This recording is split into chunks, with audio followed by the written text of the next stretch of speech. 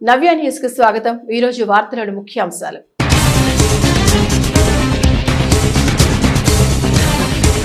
నియంత్రించడం కృషి చేయాలి. ఈ నెల 16 నుండి ఫిబ్రవరి 15 వరకు జిల్లాలో నిర్వహించిన జాతీయ రహదారి భద్రతా మాసోత్సవాల ప్రచార బ్యానర్స్ గోడపత్రికను ఆవిష్కరించిన జిల్లా కలెక్టర్ వెంకటమురళి.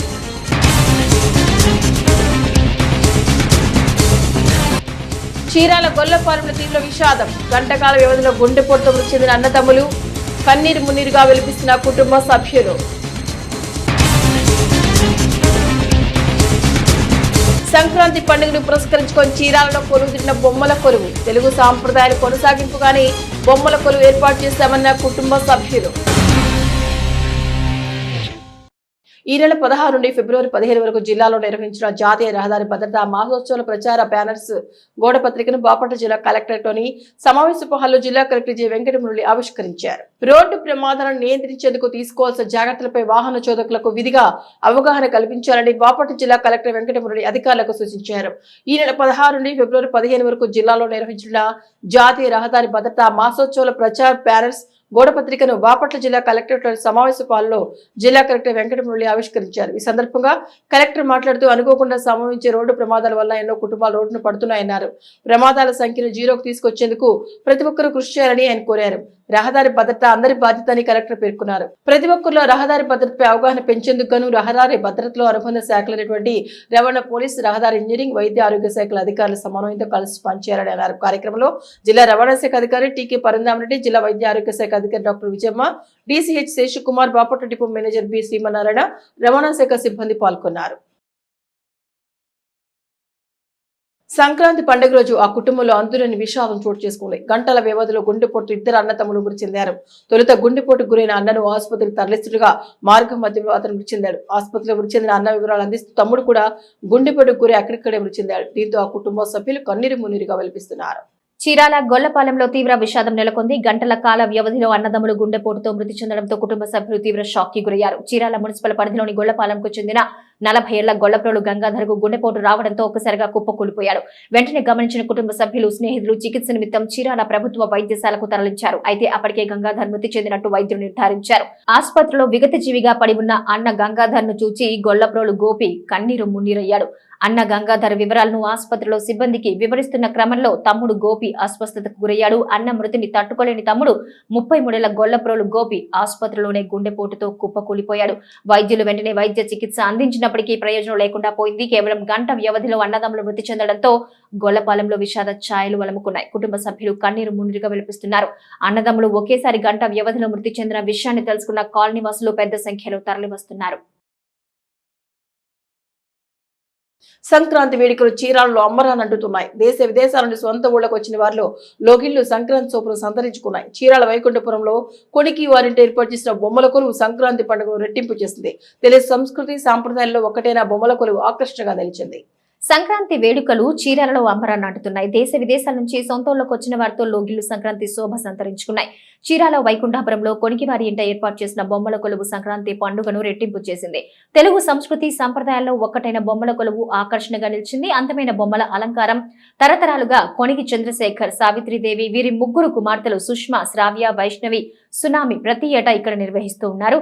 విశేషంగా ఆకర్షిస్తున్న బొమ్మల కొలువు చూడముచ్చటగా కనువిందు చేస్తుంది. ప్రతి ఏటా వీరి ఇంట కొలువు తీరే బొమ్మల కొలువు రమణీయత ఉట్టిపడే అద్భుత సంబరంగా మారింది. వందలాది బొమ్మలు సేకరించి ఇంట ప్రదర్శించడం ఆనవాయితీగా వస్తుంది. సంక్రాంతిలో కనిపించే ఈ సంస్కృతికి తమ తాతల కాలం నుంచి బొమ్మల కొలువు శ్రీకారం చుట్టామంటున్నారు. వివిధ రకాల మట్టి బొమ్మలు, రామాయణం, భారతం, హిందూ వివాహ బంధం తెలిపే ఘట్టాలు, వివిధ రకాల దేవతామూర్తుల బొమ్మలు చూడముచ్చటగా కొలువు తీరాయి. విహారయాత్రకు వెళ్లిన ప్రతిసారి కొన్ని బొమ్మలు తీసుకురావటం తమకి ఓ అలవాటుగా మారిందంటున్నారు. ఒకప్పుడు కొన్ని బొమ్మలతో ప్రారంభించిన బొమ్మల సేకరణ ప్రస్తుతం 1500 వరకు బొమ్మలు కొలువు తీరాయి. ప్రకృతి రమణీయతను ఉట్టిపడే అందాలు, ఆరుగాలం శ్రమించే అన్నదాతలు, అందంగా కనిపించే రమణీయ దృశ్యాలు, దేవాలయాలు, పంచతంత్రం కథలు తెలిపే బొమ్మలు, దేవుళ్ల బొమ్మలు, పల్లె వాతావరణం ప్రతిబింబించేలా దృశ్యాలు, అందమైన బొమ్మలు సందర్శకులను కనువిందు చేస్తున్నాయి. తెలుగు సంస్కృతి సాంప్రదాయాల్ని ముందు తరాలకు తెలియచెప్పేందుకు బొమ్మల కొలువు తీర్చిదిద్దామని, సంక్రాంతి పండుగకు 5 రోజుల ముందే శ్రమించి బొమ్మలు వరుసగా అమరుస్తామని, ప్రతి ఏటా భోగి, సంక్రాంతి, కనుమ పర్వదినాల్లో బొమ్మలు ప్రదర్శిస్తున్నట్లు తెలిపారు. కష్టమైన తెలుగు సాంప్రదాయాల్ని ముందు తరాలకు చాటి చెప్పడం తమ ఉద్దేశమని చెప్పుకొచ్చారు.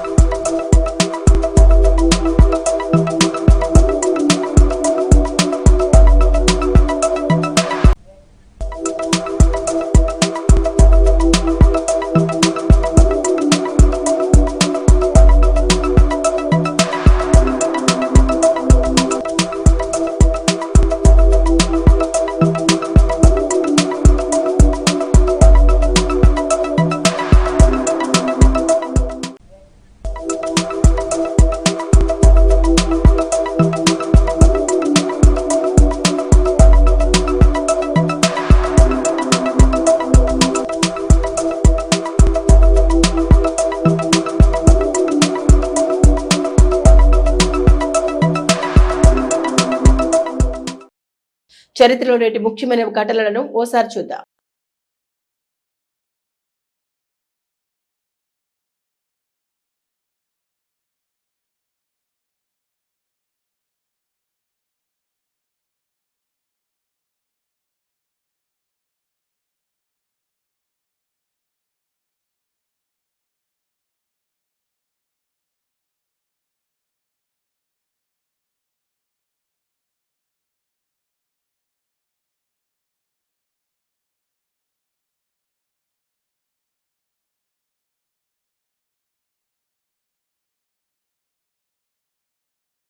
తెల్లవారుజామున కురిసిన దట్టమైన పొగమంచుతో వాహన చోదకులు ఇక్కట్లు పడుతున్నారు. దట్టమైన పొగమంచు రహదారులను కప్పేయడంతో ఎదురుగా వచ్చే వాహనాలు సైతం కనిపించక వాహనదారులు అవస్థలు పడుతున్నారు. శీతాకాలం కావడంతో కురుస్తున్న దట్టమైన పొగమంచు ప్రభావంతో చీరాల పరిసర ప్రాంతాలు, మన్యం ప్రాంతాలు తలపిస్తోంది. గురువారం వేకువజాము నుండి మంచు అధికంగా కురవడంతో వాహనదారులు, నిత్యం పనులకు వెళ్లే ప్రజలు కొంత ఇబ్బందులు ఎదుర్కొంటున్నారు. రోడ్లపై నలుదిక్కుల దట్టంగా మంచు వ్యాపించడంతో వాహనదారులందరూ వేగాన్ని తగ్గించుకొని లైట్ల సహాయంతో ప్రయాణం చేయాల్సిన పరిస్థితి.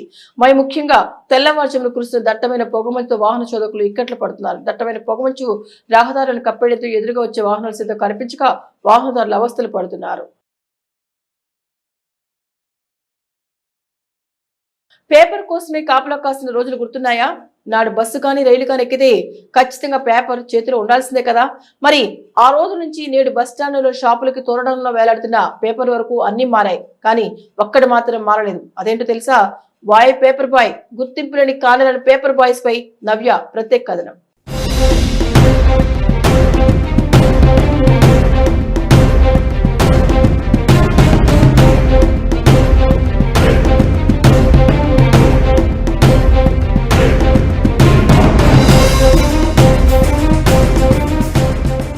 తెల్లవారుజామునే సూర్యుడితో పోటీ పడతాడు. ఎందుకంటే అతని కంటే ముందే తన జాబ్ రోల్ కి వచ్చేస్తాడు. సూర్యుడు ఉదయించే సమయానికి తన జాబ్ రోల్ పూర్తి చేసి ఇంటికి చేరిపోతాడు కూడా. పేపర్ బాయ్ ఈ పేరు అందరికీ తెలిసిందే, మరెందరికో సుపరిచితమైన పదం కూడా. మరి ముఖ్యంగా పేపర్ చదివే అలవాటు ఉన్న ప్రతి ఒక్కరికి బాగా నానుడి పదం. 90వ దశకంలో అయితే న్యూస్ పేపర్ తెలియని వారుండరు. అంటే ఎలక్ట్రానిక్ మీడియా రాకముందు ఖచ్చితంగా ఈ న్యూస్ పేపర్స్ అందరినీ, అన్నింటినీ శాసించేశాయి అంటే అతిశయోక్తి కాదేమో. మరి నాడు పేపర్ బాయ్ ఎక్కడ కనిపిస్తాడా అని వెతికే రోజుల నుంచి మరి ఇప్పుడు కనిపించినా ఏం కొంటాంలే అనిపిస్తున్న రోజుల వరకు అన్ని మారిపోయాయి. అయితే ఇప్పటికీ ఈ డిజిటల్ యుగంలో కూడా ఏ మాత్రం తన ప్రాధాన్యత కోల్పోలేదు అంటే అందులో ఎలాంటి సందేహం అవసరం లేదు. అయితే ఈ న్యూస్ పేపర్ మనుగడను నిలబెట్టుకునే క్రమంలో సుకేత్ర స్థాయిలో న్యూస్ సేకరించే జర్నలిస్టు పంపించే వార్తా కథనాలను మానిటరింగ్ చేసి డిస్క్, ఆ తర్వాత ప్రచురణ ఇవ్వని ఓ భాగమైతే అంతకంటే ముఖ్యమైన ఘట్టం అలా ప్రింట్ అయిన పేపర్ ను సకాలంలో వానైనా, వరదైనా, తుఫాన్ వచ్చినా, సునామైనా పేపర్ ను పాఠకులకు చెంతకు చేర్చే పేపర్ బాయ్దే అత్యంత కీలకమైన రోల్.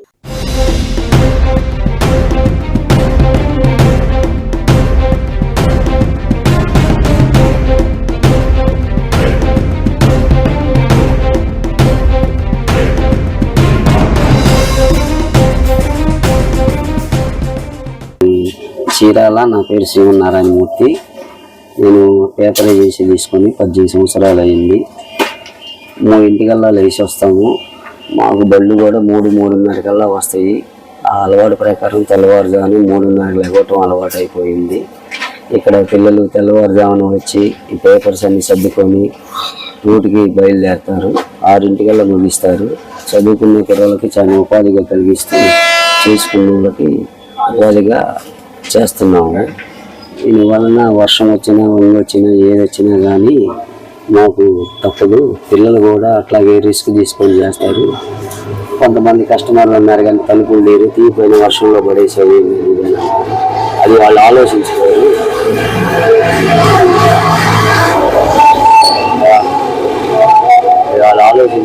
కానీ పిల్లలు ఆ వర్షంలోనే తలుపు తీసుకొని బోర్డు తీసుకొని లోపల పెట్టాలి. అయినా కొన్నిటికి సిద్ధపడి కూడా ఈ ఫీల్డ్ 18 సంవత్సరాల నుంచి నడుపుతున్నాము. ఇలా ఇప్పుడు ఈ మొబైల్స్ వచ్చిన కాడి నుంచి వాట్సాప్లు విపరీతంగా ఉండేదానికి పేపర్ బాగా తగ్గిపోయింది. అసలు ఈ పేపర్ బాయ్ లేకుంటే ఎంత ప్రాచుర్యం పొందిన పేపర్ ఏదైనా సరే పాఠకుల చెంతకు చేరదు అనేది వాస్తవం. ఒప్పుకోక తప్పదు కూడా. హోటల్లో సరదాగా టీ తాగుతున్నా, టిఫిన్ చేస్తున్నా, ఉద్యోగ సమాచారం కావాలన్నా, రాజకీయ విశేషాలు చూడాలన్నా, మనకి నచ్చిన హీరో విషయాలు తెలుసుకోవాలన్నా ఖచ్చితంగా పేపర్ చూడాల్సిందే, చదవాల్సిందే. ఇంతటి డిజిటల్ యుగంలో కూడా ఇంకా పేపర్ తన మనుగడను ఇంకనూ కొనసాగిస్తుంది అంటే అందులో ఆయా పేపర్ల కష్టం ఎంత ఉందో అదే తరహా బాధ్యత ఈ పేపర్ బాయ్స్ తన భుజాల మీద వేసుకుని బాధ్యతగా సకాలంలో అందిస్తుంటున్నారు. కాబట్టే ఇంకా పేపర్లు మనుగడ సాగిస్తున్నాయి. చాలని జీతాలు, ఉదయం 4 గంటలకే నిద్రలేవడం, పేపర్ రావడం, ఆయా పేపర్లను సర్దుకోవటం, ఆ పేపర్ను పాఠకులకు చేర్చడం, ఇదంతా గడియారంలో ముళ్ళు మాదిరిగా తెల్లారేసరికి పూర్తి చేసేసి ఎవరికీ కానరాని, గుర్తింపు రాని కర్తవ్యాన్ని పూర్తి చేసేస్తారు ఈ పేపర్ బాయ్స్. గడిచిన 25 ఏళ్లుగా ఈ వృత్తిలో కొనసాగుతున్నా సరే వీళ్లకు ప్రత్యేకంగా డిమాండ్ ఏమీ లేవు. డీసెంట్ గా పనిచేయడం తప్ప మనం గుర్తించినా గుర్తించకపోయినా సరే పేపర్ బాయ్స్ కదా, అంతే.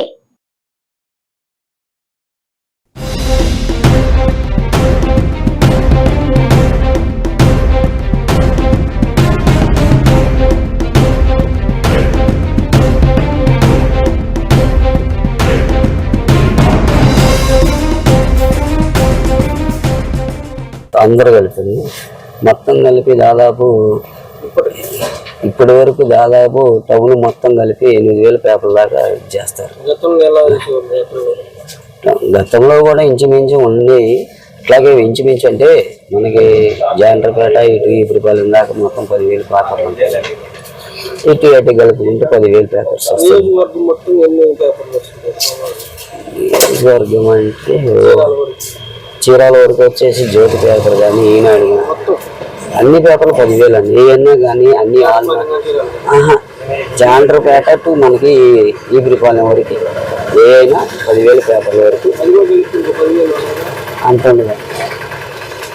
మొత్తం ఓన్లీ మన టౌన్ వరకు 10,000. కాబట్టి మనకు తెలియదు నియోజకవర్గం ఎన్ని ఉంటాయో మనకి ఐడియా లేనప్పుడు మనం చెప్పండి.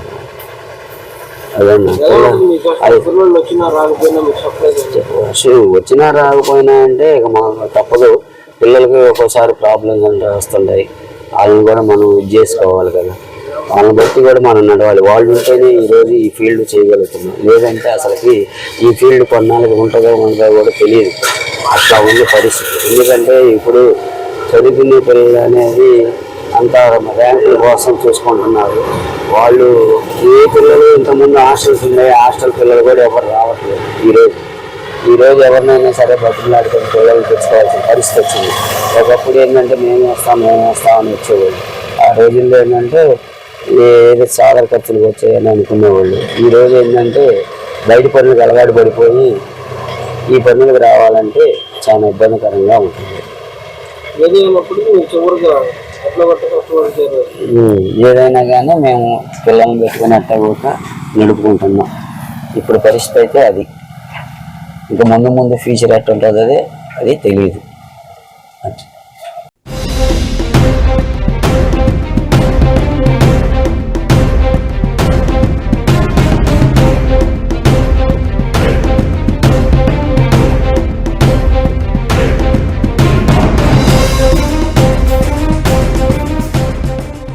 చీరాల మండలం ఈపురపాలెం గ్రామంలో పద్మనాభునిపేటలో వేంచేసి ఉన్న శ్రీ భద్రావతి సమేత భావన ఋషి స్వామి ఆలయంలో కళ్యాణ మహోత్సవాలు ఘనంగా నిర్వహిస్తున్నారు. ఈ కార్యక్రమంలో భాగంగా స్వామివారికి కళ్యాణం ఘనంగా జరిగింది.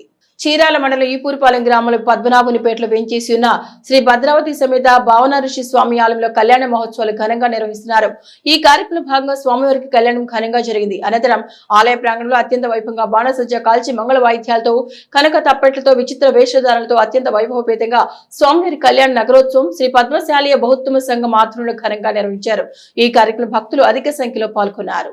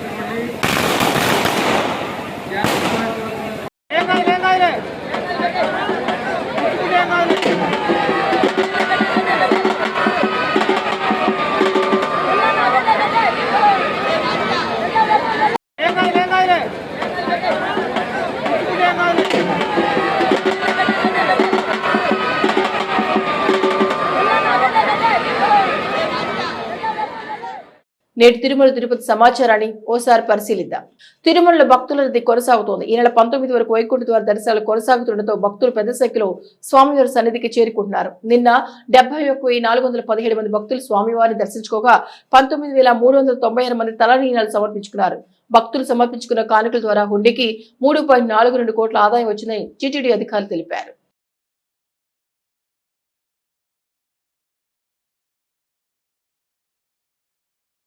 నేటి వాతావరణ సమాచారాన్ని ఓసారి పరిశీలిద్దాం. ఏపీని వర్షాలు వీడట్లేదు. మళ్లీ పలు ప్రాంతాల్లో దంచి కొట్టనున్నాయి. వాతావరణ శాఖ రాష్ట్రంలో వచ్చే 3 రోజులు హెచ్చరికలు జారీ చేసింది. వెదర్ రిపోర్ట్ ఇలా ఉండనుందని పేర్కొంది. పలు ప్రాంతాల్లో తేలికపాటి నుంచి మోస్తరు వర్షాలు కురుస్తాయని, మిగిలిన చోట్ల వాతావరణం పొడిగా ఉంటుందని తెలిపింది. అటు ఆంధ్రప్రదేశ్ యానంలో దిగువ ట్రోప్ ఆవరణను ఈశాన్య తూర్పు గాలులు వీస్తున్నాయి. వార్తల్లోని నేటి అంతర్జాతీయ జాతీయ రాష్ట్ర ముఖ్యమైన అంశాలను ఓసారి పరిశీలిద్దాం. అమెరికా అధ్యక్షుడు జో బైడెన్ ఫేర్వెల్ ప్రసంగం చేశారు. అమెరికాలో సంపన్నుల ఆధిపత్యం పెరుగుతోందని వార్నింగ్ ఇచ్చారు.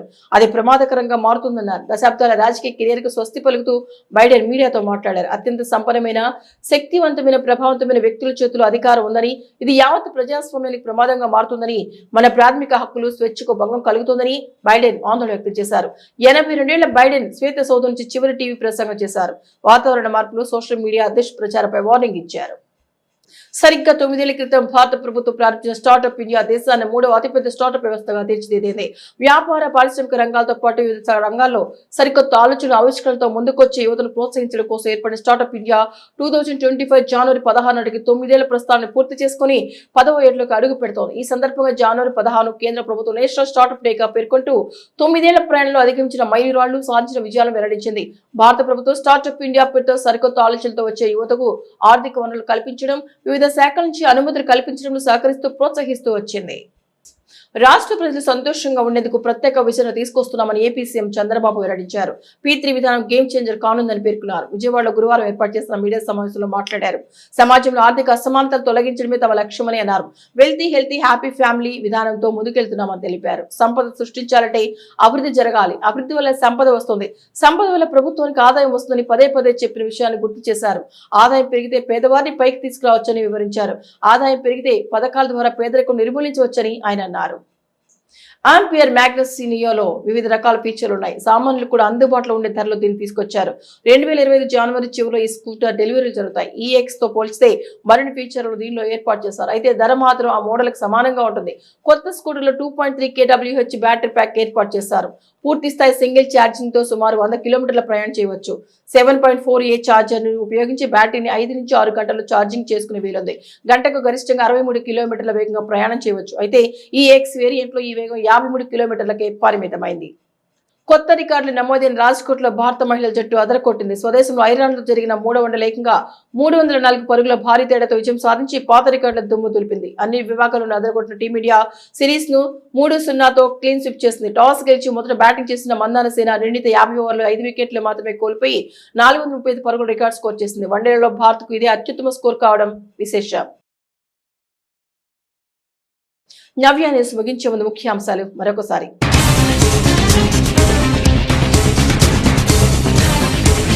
నియంత్రించడం కృషి చేయాలి. ఈ నెల 16 నుండి ఫిబ్రవరి 15 వరకు జిల్లాలో నిర్వహించిన జాతీయ రహదారి భద్రతా మాసోత్సవాల ప్రచార బ్యానర్స్, గోడపత్రికను ఆవిష్కరించిన జిల్లా కలెక్టర్ వెంకటమురళి.